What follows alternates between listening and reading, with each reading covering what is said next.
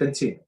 If bits of bread were neither boiled nor joined together, so not boiled, not joined together. So okay, so just pieces of bread, but merely bread crumbled into very tiny bits. Then, although the pieces are not large as olive and do not have the appearance of the bread, I mean, just tiny pieces, right?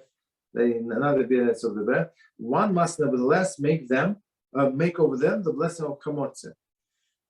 Okay. So sometimes that's I give you a situation. So sometimes you have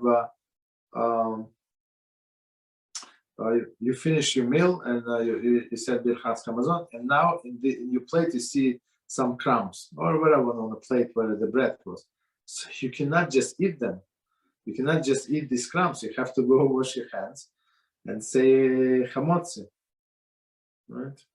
Of course, you will wash without the blessing, but okay. Say chamotze. Okay. Continue. Actually, no. One side. There is one Mishneh Berurah. So he comments on and do not have appearance of bread. There is, in a view of the fact that the bread is crumbled into bits which is as fine, so it's very tiny pieces, as fine, as sifted flour. Not sure how. I mean, it's sifted flour. It's like grind it. Like how can you crumble the bread? I'm not sure. It does not have a recognizable appearance of the bread. Maybe with some kind of grinder. I mean, it's not the crumbs that we think about. The reason why the bits are nevertheless regarded as bread is that they are individual bits of bread and not joined together, and consequently they never forfeited their classification of bread. That's very interesting. So all of these cases before we say that these individual pieces were joined together and boiled, right? Or first it was boiled and then joined together with this liquid, without liquid, this and that. But here we said we just crumble, right? Even though they're tiny pieces, it was bread initially, and we crumble into tiny pieces, still bread, because we didn't do any other changes. It's a very interesting idea.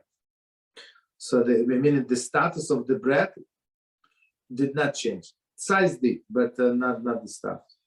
See the Achronim, who write that even if one soaks these bits of bread in water, they will nevertheless not have created, not have ceased the classification of bread, since they are not joined together. So if he puts these pieces into the water, according to these authorities, since they're not joined together, they're still bread. Okay. Continue. However, this only applies if one soaked the bits of bread for a short while. But if the bits remain in the water until it become white, so water became white, as we learned before, because of them, it is explained that explained in the succeeding paragraph that one must then make over them the blessing, and the blessing which corresponds to the three blessings of the meal. Okay, meaning that it's no longer bread. It's like I maybe absorbed too much water. That's the thing. Okay, so we finished with this halacha, with that halacha. It's very long but very interesting.